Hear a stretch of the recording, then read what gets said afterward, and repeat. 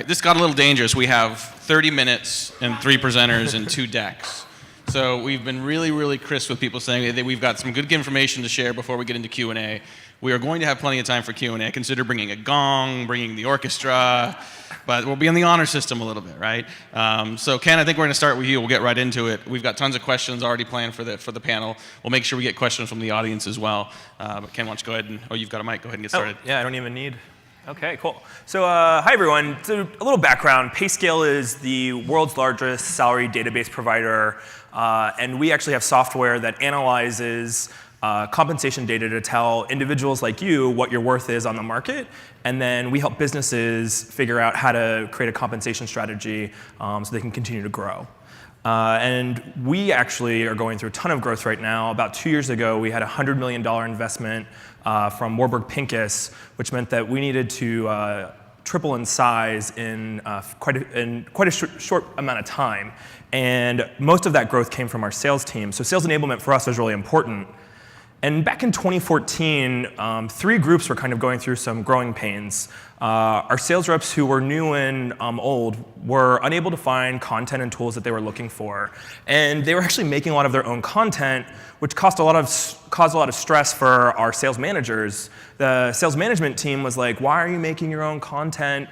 You need to be focused on closing deals. And sales productivity, that's the goal. And at the same time, they were stretched so thin because our teams were growing so fast and they were so focused on onboarding that they actually didn't have time to coach and teach a sales rep how to sell. They were more focused on finding content from all over. And then marketing, our content that we were spending time creating, it wasn't being used, and we were just frustrated with the whole situation.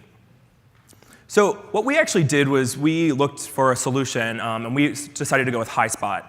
And HighSpot is a sales enablement platform that not only is a great content management system, but also has really powerful analytics. So you can actually see the impact of your content, not just in usage by your sales reps, but actually how the content is performing to their prospects. So it gives you real-time insights into what's actually being used by the market and what's actually resonating with them. And you see these buckets right here of all the different groups that I had to work with and selling them on reinventing the way we did sales enablement. And I think someone yesterday said in enterprise that it's 17 people are contributing to the average sales decision to buy a new product. Well, we're a much smaller company. I had 11. So I think no matter what, you've got to, in doing something like any sort of initiative where you have to bring in an outside vendor or a new idea, you've got to make sure that you're engaging your influencers and selling them on things. And then also create a really clear action plan, which really helped us quite a bit. The rollout was by far the most important thing that we had to make sure we did right. I put some pictures of real PayScale employees who are really significant in our success in having a strong sales enablement rollout of HighSpot. And what that was training, engaging 2 of those people who are individual contributors, who are sales reps, and kind of throwing together a grassroots incentive program. We ran contests that the reps didn't even know about, and when they did something in HighSpot that was a best practice, we rewarded them with Beats by Dre headphones, with $100 gift cards, with dinner certificates out to some of popular restaurants in Seattle where we're based. And that got the conversation going, where people were like, hey, if you do this, good things happen. So it kind of reinforced some actions with a little bit of incentive. And we also provided a carrot to ensure adoption, meaning that the sales reps were asking marketing for things, and we said, okay, if we'll give it to you, but you have to access it and use it in the way we want you to. And we were able to do that with HighSpot. And now HighSpot is essentially gospel for us. People go to HighSpot for all the content they use. We actually have 100% adoption by our sales team. So the results are now, today, we don't have the problem of people not being able to find the tools they're looking for. Making their own, it's a long-term goal. We still have reps who feel like we haven't tailored our content to the buyer as much as what they need. But what's great about HighSpot is we actually get real-time analytics on the performance of content, so we can see what's working and what isn't. So my favorite one is this data sheet that probably all of you have for your products. The data sheet that they were using was 6 pages and was full of text and images of the product.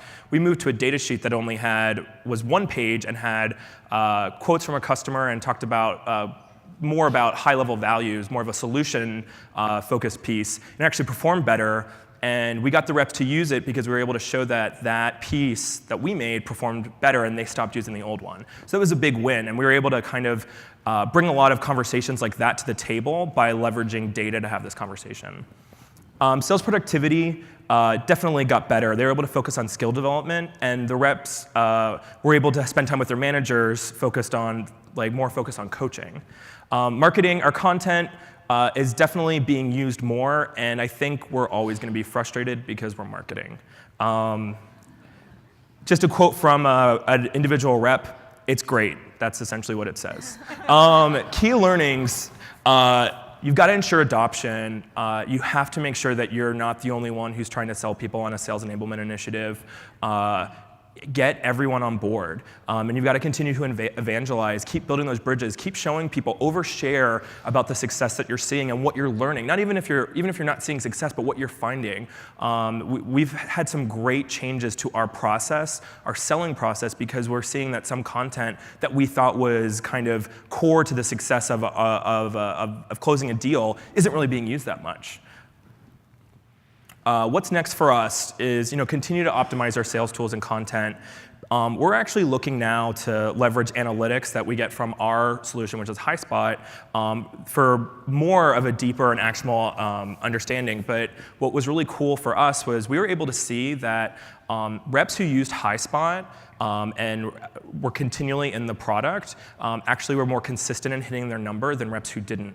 So we could actually see, I could actually see who a low performer was, or predict who a low performer was, because they weren't using HighSpot and they weren't using the the targeted content that we had recommended for them. And it's been really helpful to have some conversations with sales managers, because then they can go to their team and have those discussions that they need to have. So it really kind of built a relationship between sales and marketing. And then we're also rolling this out to our account management team, which is separate from our sales team. And we think that's going to have a really strong effect on continuing the message and the experience for our customers as they go from marketing, sales, and then to the customer life cycle. So that's what's next for us. Stephanie and Courtney. Want to advance? Oh, sure, sorry. Cool, thanks. Hi, everybody. I'm Stephanie Lee from Zendesk. I head up our customer marketing efforts, but I'm here today because I am a reformed salesperson. So any other former salespeople that now sit on the marketing side? Yay, not alone. So at Zendesk, any other Zendesk customers out there? Yay, great to see you guys. So at Zendesk, we're a customer software service provider, and we have scaled up quite significantly over the last 5-6 years. We've seen some hyper growth, especially within our sales organization. We have about 300 salespeople worldwide, and that has come with quite the task of enabling them. So in the last year, we've actually built out a outbound sales development team. And what they're charged with doing is essentially calling into our accounts and trying to get time, trying to talk to those heads of customer support, heads of customer service, CIOs, CTOs, really high-level engagements. So as we built out this team, we kind of found ourselves in this unique challenge where previously we had seen our business model was, you come to our website, you try our product, and hopefully you buy. But as we move up market into more of the enterprise space and we want to land those bigger, more enterprise companies, we didn't have the full sales enablement or the full sales structure to be able to scale up. So we developed this outbound sales team, and we found ourselves challenged with how we could help them, train them, and get them fully on board quickly and also effectively. So we brought Courtney on board to help with kind of the scaling of that outbound team, to help identify who our target buyers were, how we could enable the outbound team, who's tend to be more of our junior team, to find the right audience at the right time and use those key sales tactics to buy time with those key buyers. So I'll let Courtney kind of talk a little bit more about the project and the fantastic results we saw. Awesome. Thank you, Stephanie. As Stephanie mentioned, I am sitting up here because I have the agency perspective. So as she said, the sales enablement team was growing super fast. I mean, there was so much uber growth at Zendesk.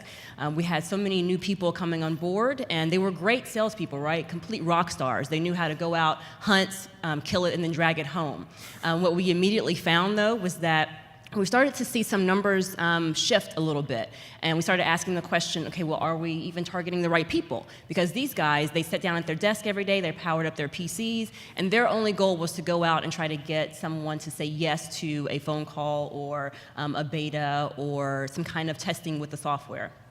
We did do some digging into our data. We took a look at the previous 12 months of closed-won opportunities and actually found that we were missing out on a couple of different personas. And so once we tightened the belt working with both marketing and sales, we found that our numbers kind of looked like a hockey stick, right? So the sales guys were completely on board. They felt that they really had a focused approach now. We were extremely prescriptive in the way that we designed out the sales enablement prospecting process for them. So they knew I'm not just going to reach out to somebody on LinkedIn. I'm not just going to cold call somebody. I actually have a series of steps that actually make logical business sense for me to go out and approach my #1 prospects.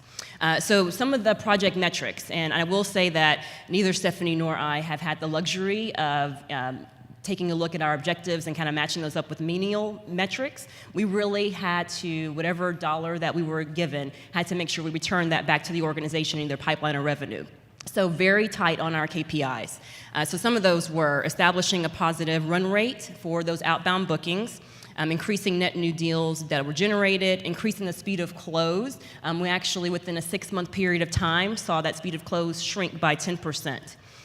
Some of the outbound booking amounts, like on the right side of the screen, increased over 100%. And that's not easy to do when you have a very new and not as mature outbound sales team, but they were very hungry. They took the information that we gave them. They understood that as long as I know who I'm reaching out to and who my perfect persona pedigree is, I'm going to be able to win a little bit faster. Some other highlights here. The 2015 outbound booking attribution increased, and really outbound ended up representing over half of all of our total booking monthly recurring revenue. So that was a huge win for us. And so overall learnings, and I'm going to run through this list, and Stephanie may have additional color commentary to add. But the average deal size, and again, we looked at the first half of the year as we scoped this project out, but that improved 3x. Right? That's not easy to do. And it was really all behind making sales and marketing BFFs and making sure that we recalibrated those personas, that we were very tight on our alignment, and that we were, again, very prescriptive with the process that we were outlining for these sales enablement reps. And then the onboarding time frame and the learning curve was extremely shortened. So we could onboard people in a week, whereas before it may take 2 or 3 weeks. So being able to see them come on board and become extremely efficient and actually productive and start driving for results was very tangible. The downside to that are 2 things. So for one, the average deal size per opportunity was a little bit lower while we ramped up, but we actually expected that. But after that 6-month period of time, completely took off and skyrocketed. And then on the personnel side, as these SDRs or sales development reps for the outbound team started to get better at what they did, they started to be promoted out of the organization. So we continually had to onboard more and more new talent. But again, a great problem to have. Awesome. Thanks, guys. I asked you to combine present in 15 minutes or less, so thank you for the time management skills. How many of you in the audience are work at a company where there is sort of a defined sales enablement function? Raise your hand. Small number. How many of you, of those you raise your hand, how many of you have dedicated sales enablement people or departments? Yeah, a couple, right? I mean, this is still kind of new, right? Sales enablement overall. So, I mean, maybe as we get started, just, help me define, like, what the heck is sales enablement? Like, what is its objectives? And you can talk about the key components of it. I think everyone's got a different definition, but what is it for your organizations? Oh, me first? Okay. I don't know, to me, sales enablement. I guess to me, it's bringing, helping sales do their job better. That's really what it is. And I think, sales productivity is the key thing to that. We have the sales managers focused on coaching and skill development, but it's how can I get a salesperson, if it's a product, what they need to close a deal, and that's really what it is. Yeah. Okay. Yeah. I think in a lot of organizations there's some I don't know if confusion, but should sales enablement be on the sales or the marketing side, right? I think traditionally so what was sales enablement was more sales ops. It was reactive. It was tactical. It was more of an administrative function. And sales enablement now, even if it's sitting on the sales team, tends to be far more strategic, far more proactive. You've got a lot of former salespeople doing sales enablement because they understand the need. And I actually love it when marketing owns sales enablement because it forces more revenue responsibility and work down the pipeline. So, what does that look like for you, especially as a, in your words, reformed salesperson? Yeah, so at Zendesk specifically, we just built out our sales enablement team within the last year. We now have a director of sales enablement with a small team of 3 or 4. And I think that it's really, it has to be both sides of the organization, right? Like that you have to have marketing folks that understand the sales process and what it takes and how difficult it is and their daily challenges. And similarly, you need to have salespeople that understand, the marketing perspective. And that's kind of why I ended up moving over. But I think that, we really look at tools, training, and templates. What we can give the sales team, to help enable them, make their deal cycles, faster, and really enrich their sales methodology as well. We bring them to the table with all of our campaigns, so as we're designing and before we execute, we have them chime in. They help with building the templates. Sometimes marketing emails can sound a little too marketing, and sales emails can be a little too aggressive. So we find that the combination of both works really well. We also now have funnel tracking meetings and pipeline meetings. So funnel kind of pre-pipeline discussions on our campaigns, and then pipeline once they're in the pipe, and how we can help accelerate from both a sales and marketing side. Well, you bring up the idea that marketing's emails sometimes are too marketing, sales a little too direct, right? And I think that a good sales enablement program, you guys had some really good stats around what's working. Some of these are a little more macro stats, but even at a micro level, I know with HighSpot, you can not only see what reps are using, you can see where prospects are spending time, you can see the impact of that. Like you can see the causality of different content and when it's done in the pipeline. So there's no more just guessing or being subjective about what works. Yep. I agree. I completely agree with that. I think, someone said yesterday, 5 years ago, it was content was king. For sales enablement, it's context is king, because I'm able to look at a piece of sales tool, deck, template, whatever it is. I'm able to see how it performs in that scenario for the prospect, and we're able to draw so many insights and make so many decisions based off that now than before. You're right. It was a crapshoot. Like we were just like, we think this works, but now we can actually have meaningful conversations and change things as we need to. Well, what part does process play in this as well, right? Like, no matter how good the content is, oftentimes we'll just throw it out in email and say, oh, you can find it on the C drive somewhere. So how much important is process as a component of making this work? It's a huge component, and I think that we're still working to get that right. I'm sure everybody, that's a common challenge, but, salespeople need to hear things 6, 7, 8 times over and over. So to resend emails a few times. But we also have a sales enablement portal, so we're housing a lot of our content there and processes, but it's still a work in progress for us. Yep. I think it's really big for, sorry. No, go ahead. For process control, yeah, and selling the sales managers just as much as everyone else. I see sales enablement as marketing, as cross collaboration. It's marketing and sales. Someone can be the title owner, but you've got to have your sales manager saying it is not acceptable for you to save stuff on your hard drive anymore. If we've all agreed to keep it in, whatever content management system you've got, and then it's rinse and repeat. It's rinse and repeat. You've got to keep reminding them 5 emails in the meetings. If it's not in HighSpot, you're not using it. If it's not in HighSpot, it's not using it. Did you pitch it in HighSpot? That's the kind of what we talk about at PayScale. And I would even add that because we were very intentional on making sure that we were not giving them, this is exactly how you should go about outbound prospecting, do A and then do B and then do C. We just gave them a wide variety of options to choose from because we understand that sales folks want to be able to have that kind of freedom and flexibility to pitch how they want to pitch and to engage how they want to engage. So we at least gave them lots of different options from which to select. And also interject their personality. Definitely. Yeah, it's what they do well, right? Like, let us make the bare bones content, and then let them use their skill set, do what they're good at, sell. Exactly.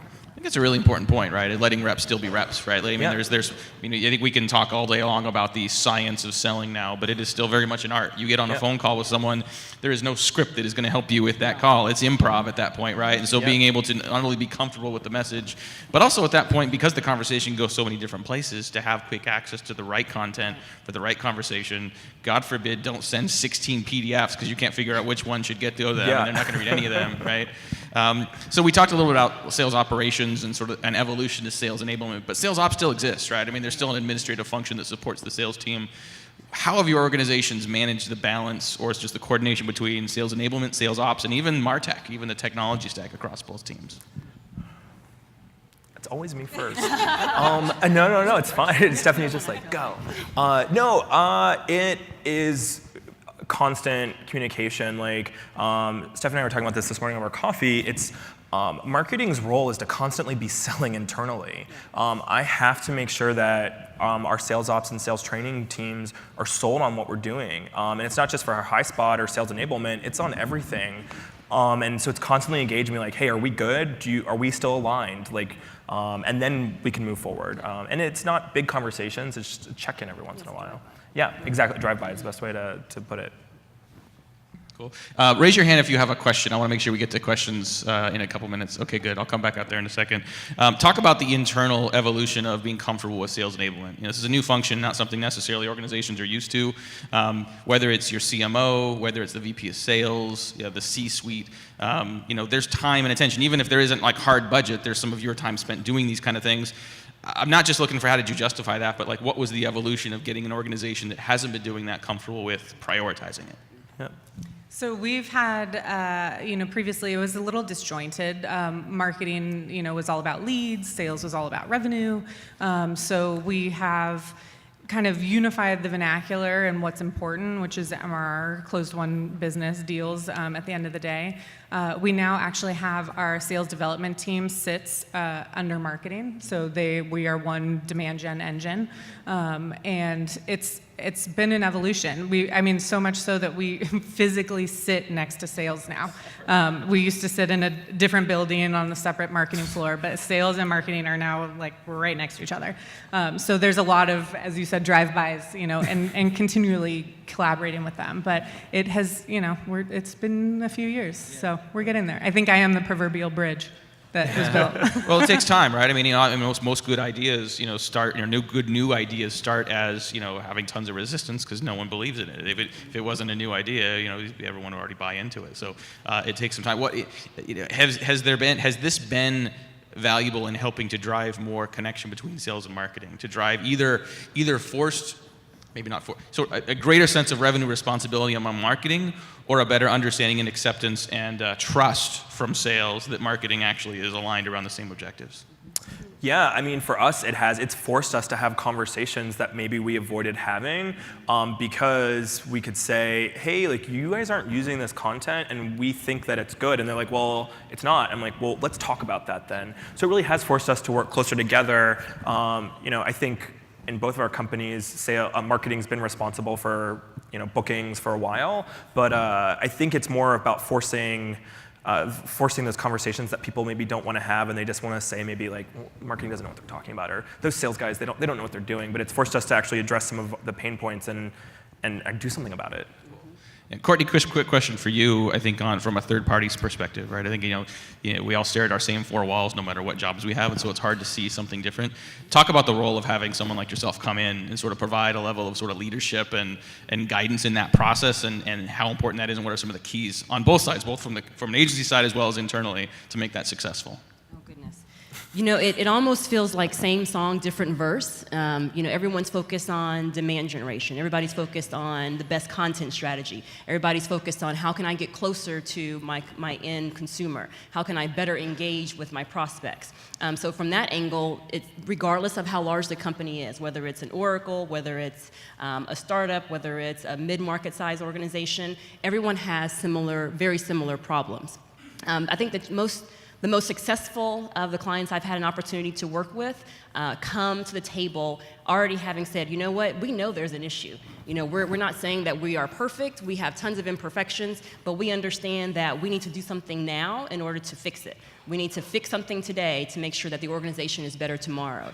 And when I sit in those meetings, those initial onboarding meetings with the head of sales and the head of marketing, sometimes there's a little bit of a power struggle, but I tell you, after a couple of meetings, and they start to see the little bit of traction, you know, day by day, being consistent, sales is starting to talk with marketing. Now sales and marketing are sitting next to each other. They're having lunches with each other. They're friends with each other outside of work.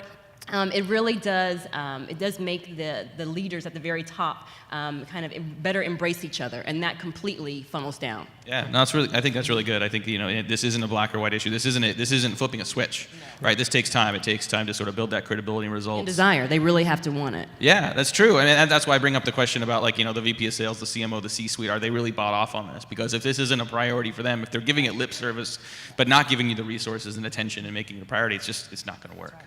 You know, the other thing, there's a stat, I can't remember the specific numbers from Demand Metric, that basically looked at, they compared likelihood to hit revenue run numbers with the collaboration between sales and marketing. And what I liked about it is it's a very clear line, but it's also not just black and white. Like, you start to do a few of these things, right? Just start build your sales enablement program in phases, and you will start to see incremental results. All right, I'm going to start chirping back to the questions. Of course, we're back in New Mexico, so I'm going to head back. But I have a question for you, Ken. You mentioned doing a beta for account management, and I think one of the biggest longer-term opportunities for sales enablement is outside of just the sales team. Yep. Customer service, account management.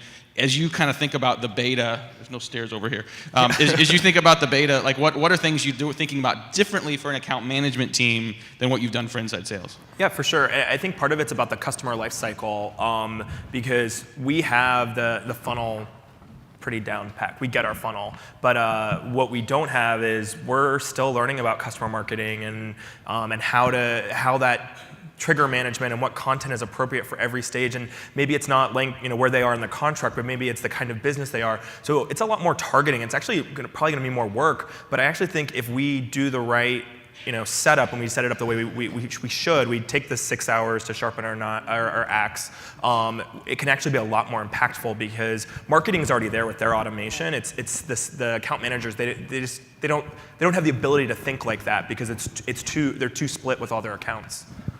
Cool. Question? Yeah, hi, thank you. Wondering, what would be your top 2 or 3 recommendations to operationalize sales enablement for a small company? Where to start? Do you mind repeating the question? So question was tips for operationalizing sales enablement in a small company in particular. Correct. Yeah. Well, for one, once you already know that something exists and you want to make improvements on it, if I think about the KPIs, it always, for me, goes back to the data. I am one of the biggest data nerds, and it's really starting with what has been successful for you in the past. So if you can take a look at the prior fiscal year or prior last 6 months of your successful wins, there are some nuances within that data that will start to resurface themselves, and it will be insight that you may not have necessarily been privy to, you know, just doing your day-to-day operations. But take a look at that hard-coded data, because in there are some very key secrets to success. You know, you may find out that, okay, I thought before my persona was really focused around internal IT, and you may find that really the people with the largest deals on average are actually external IT members. So take a look at the data first. I always start there, and honestly, always end there. There's a key metric that I think a lot of sales teams, especially in small organizations where resources are particularly scarce, that I think sales enablement doesn't always look at, and that's active selling time, right? So we look at sort of efficiency of getting more prospects engaged, getting more deals done, but what % of your sales team's time is actively selling? You know, the average is 25%. The average is 25%. And you're never going to get to 100, you're never going to get to 75. But if you can go from 25 to 40, 25 to 30, 35, like you just increase the size of your sales team without doing anything other than just making them more efficient, right? And it's usually like, you know, how much time do people spend in CRM? Like, how much time do they spend looking for content that they don't know where to find? How much time do they spend trying to decide what content to use as opposed to knowing and having been trained and practiced on that? Yep. So I think especially, well, any organization, but especially a small organization where you're trying to squeeze every ounce of productivity out of your resources, it's huge. Time for one more question, and then we're going to wrap up. That's what I meant by New Mexico. It's not that far back. It's just, you lose perspective up here. So what kind of measures do you use to look at the relative success of specific pieces of content? Like you had said you were able to show that the shorter version of your spec sheet did better, but what measures did you use to determine that? For sure. So we looked at 3 metrics. One was how much time did a rep spend on it? Because if it's depending on the piece, we might just need the rep to read it, right? And then the other thing that we looked more at was how long did a prospect look at the piece? So we call that a pitch. So at HighSpot, you're able to collect a whole bunch of pieces of content, send it out, and then get analytics on it. So what we were able to do is look at the pieces that got the most amount of looks and for the longest period of time. I think that's the biggest one. Cool. All right. We are, this clock down here is telling me we're now 13 seconds over. So I think we're going to wrap up now. The panelists are going to be available up here for autographs, selfies, and questions if you want to chat with them afterward. But thank you very much, Carol. Yeah, that's great. Thanks so much, you guys. Terrific panel. Let's hear it.